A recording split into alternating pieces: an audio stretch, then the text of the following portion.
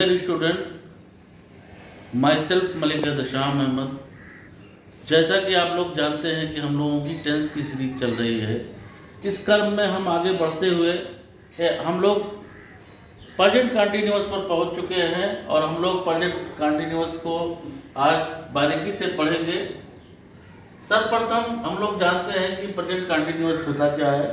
Present means आप लोग जानते हैं, प्रेजेंट टेंस मीन्स होता है वर्तमान काल, पास्ट मीन्स होता है भूतकाल और फ्यूचर मीन्स होता है भविष्य काल। तो प्रेजेंट का मतलब कि जिसमें हम लोग जी रहे हैं मौजूदा काल, और उसी का कंटिन्यूअस टेंस होता है। कंटिन्यूअस मीन्स होता है लगातार, ऐसा काल जो लगातार जारी रहे, उसको हम प्रेजेंट कंटिन्यूअस कहते हैं। इसको हम दूसरे शब्दों में थोड़ा सा पहले इसकी जो है पहचान देख लेते हैं। हिंदी वाक्यों की क्रिया के अंत में रहा है, रही है, रहे हैं आदि शब्द आते हैं। यानी कि आप लोगों ने जाना कि हिंदी वाक्यों के अंत में रहा है, रही है, रहे हैं जैसे शब्द आपको मिलेंगे। और इस काल में काम प्रेजेंट टेंस में लगातार जारी रहता है, काम रुकता नहीं है, काम लगातार जारी। जैसे हम खाना खा रहे हैं, तो यहाँ पे आप देख रहे हैं कि काम रुका नहीं हुआ है, जारी है, खाने का काम जारी है। वो सो रहा है, यानी कि वो क्या कर रहा है, अभी काम रुका नहीं हुआ है, काम लगातार जारी। तो हमको हमेशा याद रखना है कि इस काल में काम लगातार जारी रहता है। अब इसका हम स्ट्रक्चर देखते हैं। जो इसका अफर्मेटिव होता है, सबसे पहले हम सब्जेक्ट लाते हैं और उसके बाद इज, आई एम, आर, तीनों में से अकॉर्डिंग टू सब्जेक्ट प्रयोग करते हैं। कहीं अगर हमको जो है जहाँ पे सिंगुलर सब्जेक्ट होगा तो वहाँ पर ही इसका प्रयोग करेंगे। अब आई के साथ भी always use I am, and plural subject के साथ हम आर का प्रयोग करेंगे। उसके बाद वर्ब में हम आईएनजी फॉर्म का प्रयोग करेंगे। वर्ब प्लस आईएनजी भी लिख सकते हैं, या वर्ब में आईएनजी जो है वो आईएनजी फॉर्म भी कहीं कहीं इसको कहा जाता है। और लास्ट में ऑब्जेक्ट लाते हैं। एक बार फिर से आप लोग जान लीजिए, सबसे पहले हम सब्जेक्ट लाएंगे, सब्जेक्ट के बाद इज या आई एम या आर का प्रयोग करेंगे। उसके बाद वर्ब की आईएनजी फॉर्म और उसके बाद ऑब्जेक्ट। एक बार फिर से जान लीजिए कि कहाँ इज का प्रयोग होगा, कहाँ आई एम का प्रयोग होगा और कहाँ आर का प्रयोग होगा। इज का प्रयोग जितनी भी सिंगुलर सब्जेक्ट हैं, एक वचन करता है, उनके साथ हम इज का प्रयोग करेंगे। आई के साथ सदैव आई एम का प्रयोग करेंगे, और जितने भी प्लूरल सब्जेक्ट हैं उनके साथ हम आर का प्रयोग करते हैं। मैं समझ रहा हूँ आप लोगों को सारी चीज समझ में आ गई होगी। अब हम लोग एग्जाम्पल पे आते हैं। एग्जाम्पल हमारा है, चिड़िया आकाश में उड़ रही है। तो यहाँ पे चिड़िया क्या है, चिड़िया सब्जेक्ट है, तो हम यहाँ पर इसकी इंग्लिश लाते हैं द बर्ड्स। अब द बर्ड्स प्लूरल है, इसलिए हम जो है आर का प्रयोग करते हैं। हेल्पिंग वर्ब यहाँ पे क्या होगी, आर, और उसके बाद उड़ने की अंग्रेजी है फ्लाई, उसमें आईएनजी को हम जोड़ देते हैं। इस तरीके से हमारी हो जाती है फ्लाइंग। कहाँ उड़ रही है, इन द स्काई, आकाश में। तो इस तरह हमारा वाक्य बन जाता है the birds are flying in the sky, full stop. तो दूसरे वाक्य पे हम लोग चलते हैं, वो खाना पका रही है।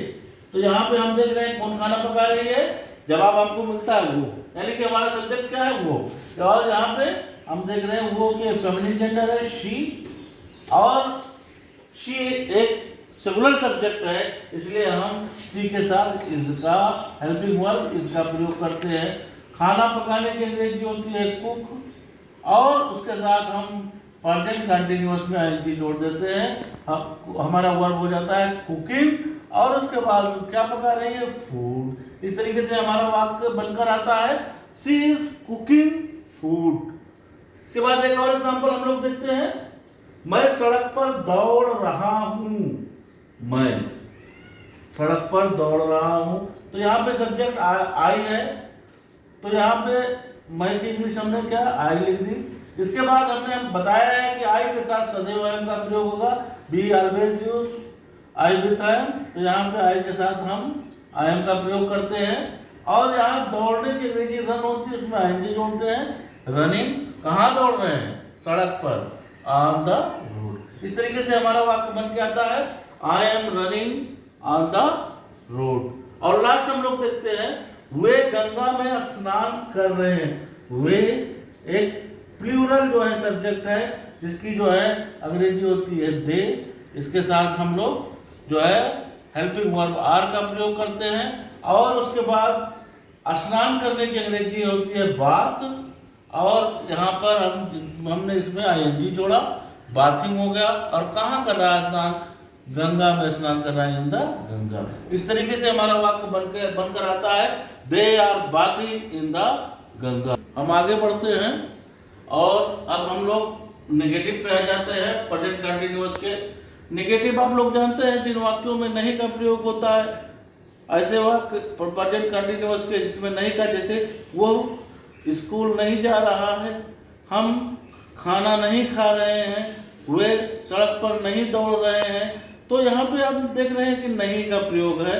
तो जो है प्रेजेंट कंटिन्यूअस टेंस के वाक्यों में नहीं का प्रयोग आता है, तो ऐसे वाक्यों को हम नेगेटिव कहते हैं। और अंग्रेजी का स्ट्रक्चर इसका देख लेते हैं, सब्जेक्ट, उसके बाद इज एम आर, उसके बाद नॉट और वर्ब की ING form plus object and full stop. तो हमने देखा कि सहायक क्रिया इज एम आर के बाद तुरंत नॉट का प्रयोग होता है और उसके बाद मेन वर्ब आता है। उसके बाद अब यानी कि हमको हमेशा जो है हेल्पिंग वर्ब और मेन वर्ब के बीच में नॉट का प्रयोग करना है। हम लोग एग्जाम्पल देखते हैं, धोबी कपड़े नहीं धो रहा है। धोबी कपड़े नहीं धो रहा है, तो धोबी की अंग्रेजी होती है, आप लोग जानते ही हैं, द वॉशरमैन, जो हमने एज ए सब्जेक्ट प्रयोग किया। और उसके बाद एक वॉशरमैन एक वचन है, इसलिए हमने इसका प्रयोग किया। और इसके बाद आप जानते हैं कि हेल्पिंग और मेन वर्ब के बीच में नॉट का प्रयोग होगा, तो नॉट का यहाँ प्रयोग किया। और धोने की अंग्रेजी होती है वॉश, और ये हो गया वॉशिंग, तो आईएनजी इसमें प्रयोग किया। और उसके बाद क्या जो रहा है? क्लॉथ। इस तरीके से हमारा वाक्य बन गया है, the washerman is not washing cloth, full stop. इसके बाद दूसरा वाक्य हम लोग देखते हैं, मैं पत्र नहीं लिख रहा हूँ। मैं पत्र नहीं, यहाँ पे सब्जेक्ट क्या है? मैं। तो मैं की इंग्लिश क्या होती है? आई। और आप लोग जानते हैं कि आई के साथ सदैव आई एम का प्रयोग होता है, हमेशा आई के साथ आई एम का प्रयोग होता है। उसके बाद जो है हेल्पिंग वर्ब आई एम और राइटिंग के बीच नॉट का प्रयोग, यानी कि दो वर्बों के बीच जो है नॉट का प्रयोग है, हेल्पिंग वर्ब और मेन वर्ब के बीच में नॉट का प्रयोग है। और क्या हम लिख रहे हैं? ये लेटर। इस तरह हमारा वाक्य बन के आ रहा है, I am not writing a letter. और हम लोग आगे बढ़ते हैं, तुम अपने मित्र से बात नहीं कर रहे हो। तुम अपने मित्र से बात नहीं कर रहे हो, तो यहाँ पे सब्जेक्ट हमारा क्या है? तुम, यू। और उसके बाद यू के साथ हमारा क्या होगा? आर का प्रयोग होगा। और दो हेल्पिंग वर्ब के बीच में नॉट का प्रयोग हम करते हैं। और ताकि जो है बात करने की इंग्लिश होगी टू योर फ्रेंड। किससे बात कर रहे हो? योर फ्रेंड, जो है अपने मित्र से। तो you are not talking to your friend. इस तरीके से हमारा वाक्य बन गया है, you are not talking to your friend. At last हम लोग देखते हैं, सूरज पूर्व में उग रहा है। द सन, सूरज की इंग्लिश हो गई, तो हम द इसलिए लगाते हैं क्योंकि सन एक जो है बहुत बड़ी चीज है, विशेष चीज है। तो सन, और उसके बाद एक वचन है सन, तो इसके साथ ही इसका प्रयोग होगा। और उगने की अंग्रेजी होती है राइज, और इसके साथ हम आईएनजी जोड़ देते हैं, राइजिंग। कहाँ उग रहा है? पूर्व में, इन द ईस्ट। इस तरह हमारा वाक्य बन के आता है, the sun is rising in the east. अब हम लोग आगे बढ़ते हैं और प्रेजेंट कंटिन्यूअस के इंट्रोगेटिव सेंटेंस को देखते हैं। तो इंट्रोगेटिव में मीन्स आप लोग जैसे जानते हैं कि प्रश्नवाचक वाक्य होते हैं। तो इसका स्ट्रक्चर हम लोग देखते हैं कि हम एस्नोटाइप में एज एम आर को पहले ले आएंगे, और उसके बाद फिर हम सब्जेक्ट का प्रयोग करेंगे, और वर्ब की आईएनजी फॉर्म लाएंगे, और ऑब्जेक्ट और साइन ऑफ इंट्रोगेशन। इस तरीके से हमारा एस्नोटाइप वाक्य होगा। फिर उसके बाद अगर हिंदी वाक्यों के बीच में प्रश्नवाचक शब्द है, तो हम क्वेश्चन वर्ड को पहले ले आएंगे, और उसके बाद helping verb is am are को लाएंगे, फिर उसके बाद सब्जेक्ट लाएंगे, और वर्ब की आईएनजी फॉर्म, उसके बाद ऑब्जेक्ट, और ये हमारा और साइन ऑफ इंट्रोगेशन। इस तरीके से हमारा ये क्वेश्चन वर्ड टाइप होगा। आप लोग जानते हैं जो है कि ये बार बार मैं इसको बता चुका हूँ कि जो है इंट्रोगेटिव दो प्रकार के होते हैं, एस्ट्रोटाइप और क्वेश्चन वर्ड टाइप। हम लोग आगे अब कुछ एग्जांपल्स देखते हैं। क्या माली फूल तोड़ रहा है? क्या माली फूल तोड़ रहा है? तो आप लोग देख रहे हैं ये वाक्य क्या से शुरू हो रहा है, इसलिए ये क्या है, जो है एस्ट्रोटाइप है। और माली एक वचन है, इसलिए हम जो है यहाँ पर हेल्पिंग वर्ब इसका प्रयोग करते हैं। फिर उसके बाद माली की अंग्रेजी लाते हैं गार्डनर, तो हो गया। और उसके बाद वर्ब तोड़ने की बात हो रही है, तो तोड़ने की अंग्रेजी होती है प्लक, और उसमें आईएनजी हम जोड़ देते हैं प्लकिंग। और क्या तोड़ रहा है? फूलों को, द फ्लावर। तो यहाँ हमारा वाक्य बन के आ रहा है, is the gardener plucking the flower. एक और वाक्य हम लोग देखते हैं, क्या मैं भौतिकी के सवालों को हल कर रहा हूं? क्या मैं भौतिकी के सवालों को हल कर रहा हूं? आप इसमें देख रहे हैं कि क्या से शुरू हो रहा है, यानी कि ये टाइप क्वेश्चन है। तो यहाँ पे हम सब्जेक्ट पहले ढूंढते हैं, तो सब्जेक्ट हमारा निकल जाता है मैं। तो मैं के साथ हम आई एम का प्रयोग करते हैं, तो हेल्पिंग वर्ब पहले आ जाएगा इसमें, तो आई एम को हम पहले लिखते हैं और उसके बाद सब्जेक्ट आई को लिखते हैं। और यहाँ पे देखते हैं कि हमारा वर्ब क्या है, तो यहाँ पे निकल के आती है वर्ब हल। तो यहाँ हल करने की अंग्रेजी होती है साल, और इसमें हम आईएनजी जोड़ते हैं, तो ये हमारा वर्ब बन के आता है सॉल्विंग। और किसको हल कर रहे हैं? भौतिकी के सवालों को, द क्वेश्चन ऑफ फिजिक्स, से हमारा ऑब्जेक्ट हो जाता है। इस तरीके से हमारा वर्ब बन के आता है, I solving the question of physics. और हम एक और वाक्य देखते हैं, लड़कियां अपनी गुड़ियों से कब खेल रही हैं?